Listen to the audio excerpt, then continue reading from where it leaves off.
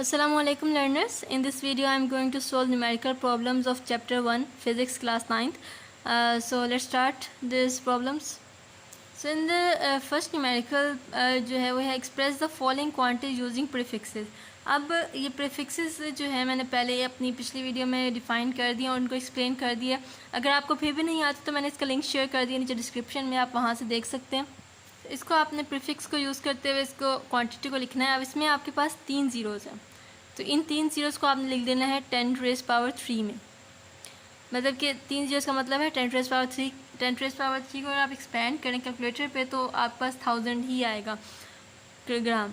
अब इसको prefix use करेंगे. यहाँ पे प्रीफिक्स यूज़ होगा किलो ग्राम, क्योंकि किलो 10⁻³ होता है 1000, किलो को 1000 कहते हैं. इस सेकंड पार्ट है 6 ज़ीरोज़ हैं और उसका वॉट है. तो यहाँ पे हम इस 6 ज़ीरोज़ को 10⁻6 लिख लेंगे और बाकी साथ आ जाएगा वॉट. अब इस 10⁻6 को प्रीफिक्स में कहते हैं मेगा, तो ये आ जाएगा 2 मेगावाट. मेगा MEGA, मेगा को हम कैपिटल M से नोट करते हैं तो मेगावाट आ जाएगा. C section is 52 expression -10 kgs. अब आप यहाँ देखें जो आपका यहाँ प्रीफिक्स एक यूज़ हुआ है किलो, और इसके अलावा आपके पास -10 भी है, और आपका क्वेश्चन साइंटिफिक नोटेशन में भी होना चाहिए. तो इसमें 3 आपके पास पावर्स आएंगी. सबसे पहले तो आप क्या करेंगे कि जो 52 है इसका पॉइंट एंड पे है, तो इसको स्टैंडर्ड फॉर्म में लिखने के लिए पहले आपने इसको फर्स्ट नॉन ज़ीरो डिजिट के बाद लेके आना है. तो वो ये आ जाएगा 5.2 इंटू 10⁻+1, क्योंकि अगर पॉइंट आगे से पीछे की तरफ जाए तो +1 आता है. इसके अलावा 10⁻−10 ऐसे ही आ जाएगा. और यहाँ जो किलो है इसको हम 10⁻³ कहते हैं. इसको चाहे आप याद रख लें, चाहे आप इसी तरह ही इसको क्राइम भी कर सकते हैं, या फिर इसको आप कॉन्सेप्ट याद रखें कि किलो जो है 10⁻³ होता है, इसे 1000 कहते हैं, इस तरह से. अब आपने क्या करना है कि ये 5.2 वैसे ही आ जाएगा और 10⁻+1 -10 +3 इन सारों को हमने इकट्ठा कर देना. तो यहाँ पे आ जाएगा 5.2 एक्सपोनेंट -6 ग्राम.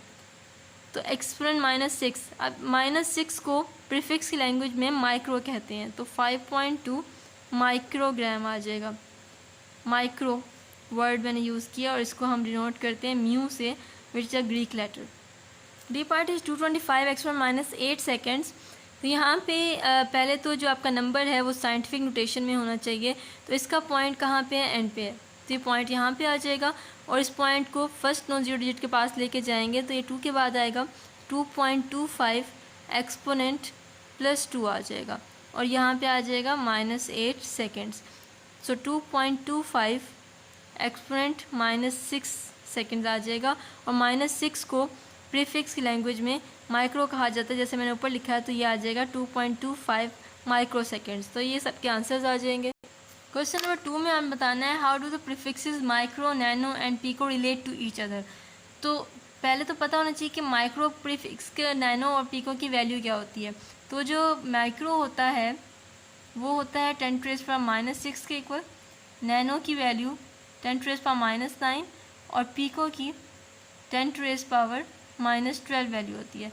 अब आपने पहले तो आपस में इनको रिलेट करना है. पहले माइक्रो को नैनो से करेंगे और फिर माइक्रो को पीको से करेंगे और फिर नैनो को पीको से करेंगे, तो ये आपस में रिलेट हो जाएंगे. तो पहला आता है माइक्रो रिलेटेड टू नैनो. अब आपने पहले नैनो लिख लेना है. तो यहाँ पे नैनो की वैल्यू होती है 10⁻⁻9.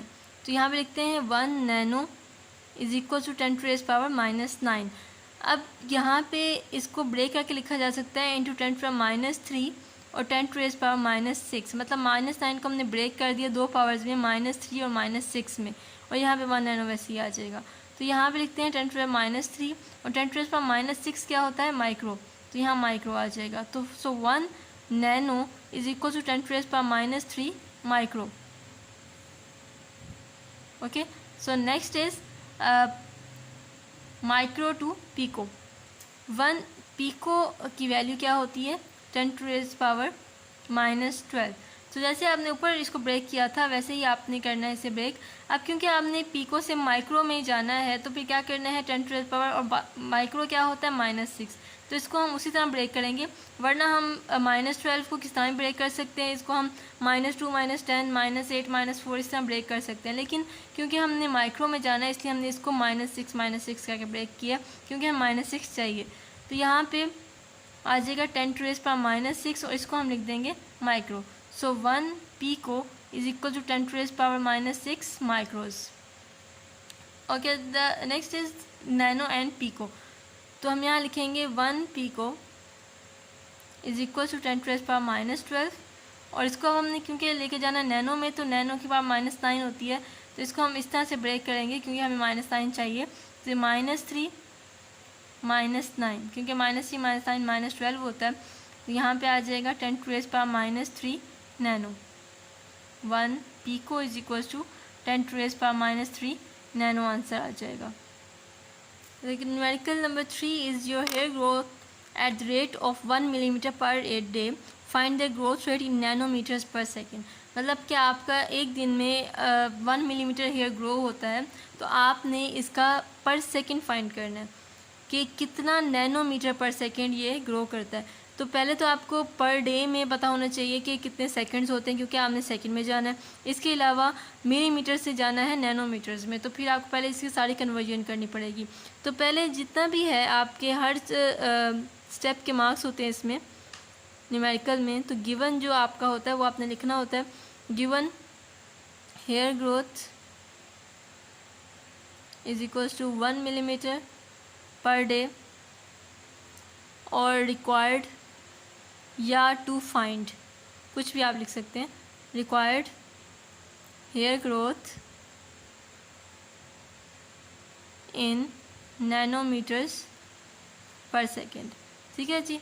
तो आगे सॉल्यूशन लिखेंगे, इसके मार्क्स हैं जी, गिवन लिखने के मार्क्स हैं, टू फाइंड लिखने के मार्क्स हैं, फॉर्मूला लिखने के मार्क्स हैं।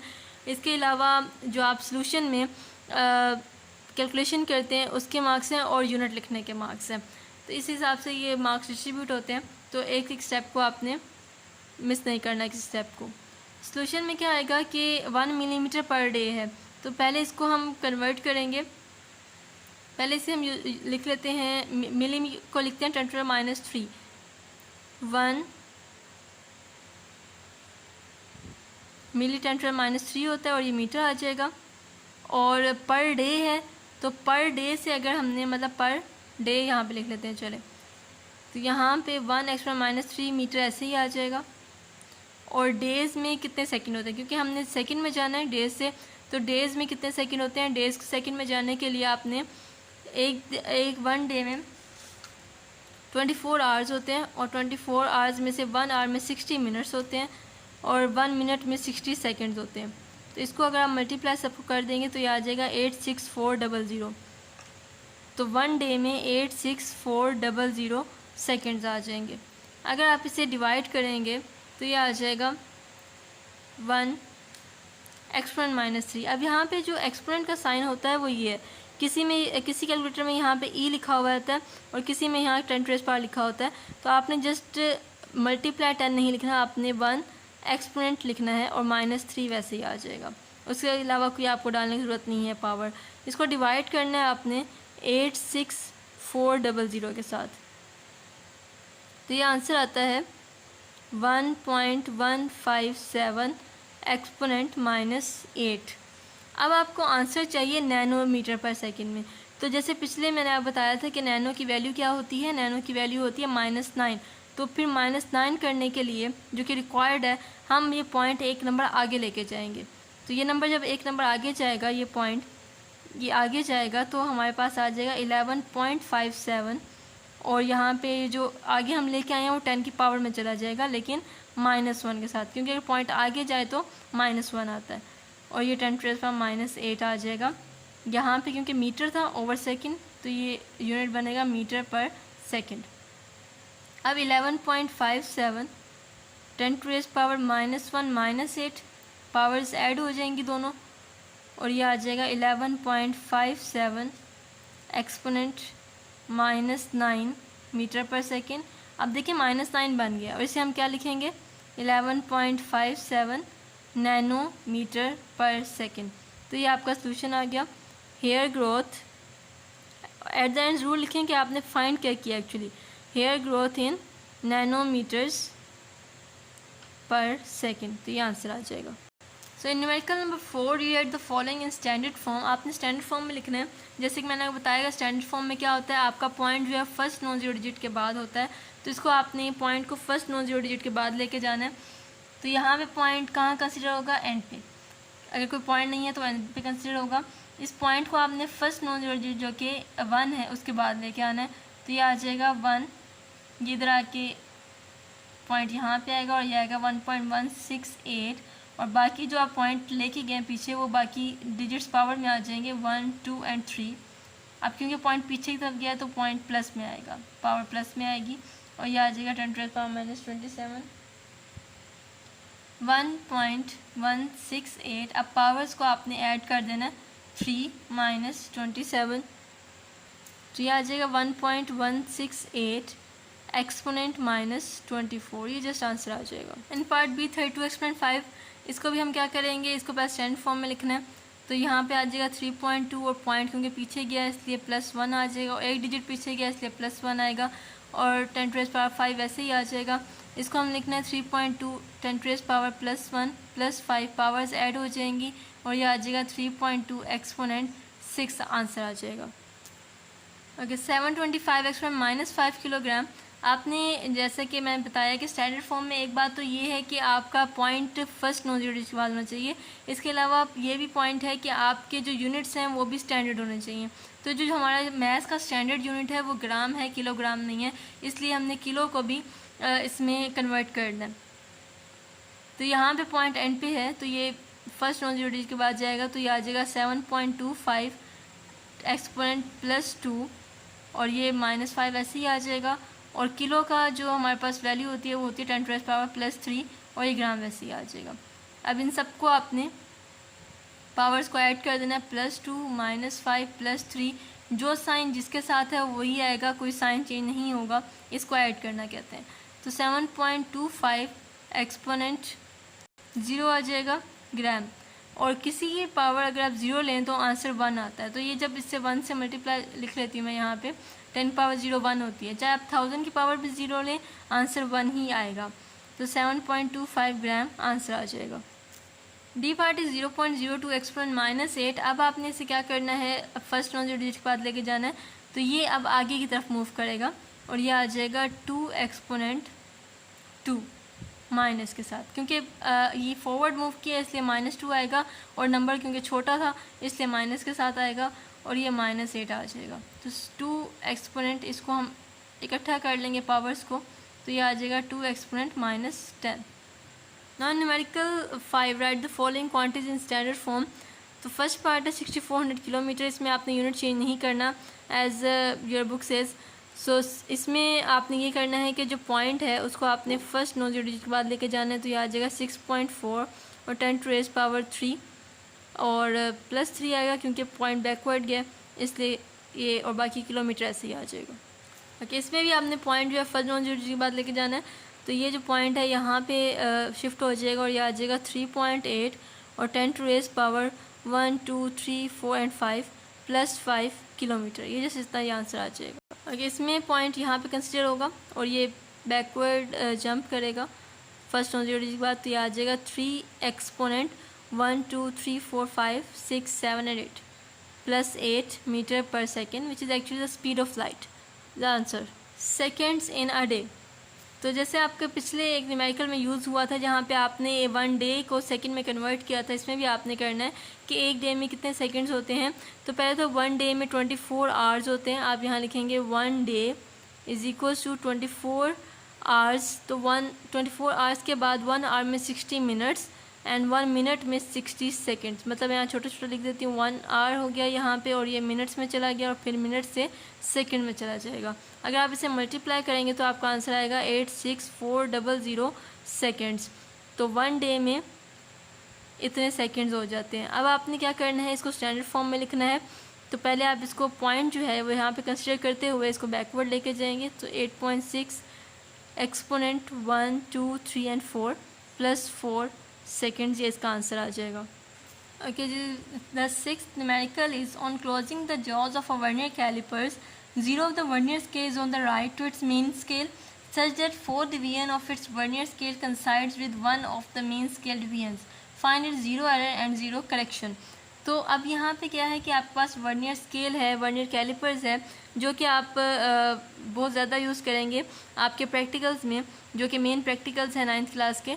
तो उसमें आपने ज़ीरो करेक्शन निकालनी होती है। ज़ीरो करेक्शंस में क्या होता है कि अगर तो दो स्केल्स आपस में कंसाइड कर जाएँ तो ज़ीरो करेक्शन नहीं होती, अगर कंसाइड ना करें तो वो ज़ीरो एरर आ जाता है। अब यहाँ पे ये है कि जी ज़ीरो एरर है और फोर्थ डिवीजन पे ज़ीरो एरर है। तो अगर फोर्थ डिवीजन कंसाइड करती है तो उस पर आपने क्या करना है, पहले गिवन कर लें, zero is on the right of vernier scale, is on the right और कंसाइडिंग लाइन इज़ फोर्थ डिवीजन। तो अब आपके पास जो कंसाइडिंग लाइन आती है वो आपने एक मल्टीप्लाई करना होता है उसे। यहाँ पे आपने रिक्वायर्ड लिखना है या टू फाइंड लिखना है, रिक्वायर्ड ज़ीरो एरर आपने फाइंड करना है कि पॉजिटिव है या नेगेटिव है और इसकी वैल्यू क्या है। तो यहाँ पे सॉल्यूशन करते हैं इसका। तो सॉल्यूशन में जितनी डिवीजन कंसाइड करेगी उसको आपने मल्टीप्लाई करना होता है उसके लीस्ट काउंट के साथ। तो वर्नियर कैलिपर्स का लीस्ट काउंट क्या है जी, 0.01 सेंटीमीटर्स होता है, तो यह आ जाएगा 0.04 सेंटीमीटर्स। अब क्योंकि जो आपका ज़ीरो है वो टूवर्ड्स द राइट है तो ये आपका आंसर पॉजिटिव में आएगा, तो पॉजिटिव ज़ीरो एरर होगा। यहाँ पे आंसर आएगा positive zero error is equal to 0.04 centimetre. यहाँ पे जो मैंने लीस्ट काउंट यूज़ किया वर्ड, लीस्ट काउंट क्या होता है कि जितना आपका एक स्केल मेजर कर सकता है। तो जो वर्नियर कैलिपर्स है वो लीस्ट जो है वो 0.01 तक मेजर कर सकता है। जैसे आपका जो स्केल होता है सिंपल वो 1 सेंटीमीटर तक 0.1 तक कंसिडर कर सकता है, मेजर कर सकता है, इसलिए उसकी 0.1 अप्रोक्सीमेटली होती है, 0.1 लीस्ट काउंट होता है। लेकिन जो वर्नियर कैलिपर्स है उसका 0.01 सेंटीमीटर होता है। तो इसका पॉजिटिव एरर तो ज़ीरो एरर तो पॉजिटिव आएगा प्लस में, लेकिन इसको हम टोटल कैलकुलेशन में से माइनस करेंगे तो ज़ीरो एरर तो पॉजिटिव आएगा, लेकिन जो ज़ीरो करेक्शन आएगी वो हमारी नेगेटिव में आएगी। तो ये हमेशा अपोजिट होते हैं एक दूसरे के। अगर यहाँ पे नेगेटिव ज़ीरो एरर आता तो ज़ीरो करेक्शन आपकी पॉजिटिव में आती। 7th numerical is a screw gauge has 50 divisions on its circular scale. The pitch of the screw gauge is 0.5 millimeter. What is its least count? जैसे कि मैंने आपको बताया कि लीस्ट काउंट वो मेजरमेंट होती है जो कोई भी इंस्ट्रूमेंट जो है वो लीस्ट मेजर कर सकता है, उसे उसका लीस्ट काउंट कहते हैं। तो इसको निकालते कैसे हैं वो हम यहाँ पे करेंगे। तो यहाँ पे पहले गिवन लिख लेते हैं, division on circular scale is 50 and it's pitch is 0.5 millimetre. अब आप अगर देखें कि आपकी जो बुक है उसमें आंसर आपका सेंटीमीटर है, तो आप पहले पिच को 0.5 मिलीमीटर से आप सेंटीमीटर में जाएंगे, तो मिलीमीटर सेंटीमीटर में जाने के लिए इसको 10 से डिवाइड कर देंगे तो आपका आंसर आ जाएगा 0.05 सेंटीमीटर्स। अब जो आपका लीस्ट काउंट होता है उसका फॉर्मूला होता है pitch divided by total number of division on the circular scale. यहाँ पे मैं स्मॉल लिख रही हूँ, डिवीजन्स ऑन सर्कुलर स्केल। अगर आप इन दोनों को डिवाइड कर दें तो आपके पास आंसर आ जाता है लीस्ट काउंट का। तो पिच आपकी यहाँ पे 0.05 सेंटीमीटर्स है और टोटल सर्कुलर डिवीजन्स हैं 50। तो अगर आप इसे डिवाइड करें तो आपका आंसर आ जाएगा 0.001 centimetre, which is the least count of screw gauge. इनका numerical number 8, which of the following quantities have 3 significant figures. तो सिग्निफिकेंट फिगर्स का मैं बता चुकी हूँ अपनी पिछली वीडियो में, लेकिन अगर आपको फिर भी नहीं मिली तो आप नीचे लिंक में इसकी डिस्क्रिप्शन देख सकते हैं, डिस्क्रिप्शन में इसका लिंक देख सकते हैं। तो अब यहाँ पे आपने देखना है कि 3 सिग्निफिकेंट फिगर्स किस में है। तो पहला वाला अगर आप चेक करें तो इसमें 1 2 3 4 5 सिग्निफिकेंट फिगर्स है। यहाँ पे क्योंकि आप पावर को नहीं देखते तो यहाँ पे 3 सिग्निफिकेंट फिगर्स है, तो एक तो ये आंसर आ जाएगा। इसके अलावा यहाँ बी में भी पीछे वाले जीरोस को आप नहीं देखते तो इसमें भी 3 सिग्निफिकेंट फिगर्स आएंगी, तो एक ये आ जाएगा। इसमें क्योंकि पॉइंट के बाद वाला ज़ीरो कंसिडर होता है सिग्निफिकेंट में, तो इसमें 4 सिग्निफिकेंट फिगर्स हैं, तो ये आंसर नहीं आएगा। तो जस्ट क्या आएगा, B and C have 3 significant figures. So numerical 9, what are the significant figures in the following quantities. आपने इसमें टोटल सिग्निफिकेंट फिगर्स बतानी है। तो पहला जो है वो क्योंकि ये डिस्क्रिप्शन में है कि जो नॉन ज़ीरो नंबर्स होते हैं वो सिग्निफिकेंट ही कंसिडर होते हैं। इसमें 1, 2, 3, 4 जो है वो सिग्निफिकेंट नंबर्स होंगे, फिगर्स होंगी। यहाँ पे जो आपके डेसिमल प्लेस को जस्ट प्लेस होल्डिंग होते हैं, प्लेस होल्डर्स होते हैं, उनको हम सिग्निफिकेंट कंसिडर नहीं करते। आप ये इस तरह से कह सकते हैं जो लेफ़्ट पे ज़ीरोज़ होते हैं उनको हम कंसिडर नहीं करते। तो इसमें जस्ट 3 सिग्निफिकेंट फिगर्स कंसिडर होंगी, ये 3 आ जाएंगी। यहाँ पे पावर को कंसिडर ना करते हुए इसमें 3 सिग्निफिकेंट फिगर्स आएंगी। और इसमें क्योंकि 2 सिग्निफिकेंट फिगर्स के दरमियान में ज़ीरोज़ हैं तो इसलिए ये भी सिग्निफिकेंट ही कंसिडर होंगे। तो इसमें 4 सिग्निफिकेंट फिगर्स आ जाएंगी। Numerical number 10, a chocolate wrapper is 6.7 cm long and 5.4 cm wide. Calculate its area up to reasonable number of significant figures. तो given आपको क्या है, given is length of wrapper is 6.7 cm, width of wrapper, chocolate wrapper is 5.4 cm. Required आपको क्या है, required या to find its area up to reasonable number of significant figures.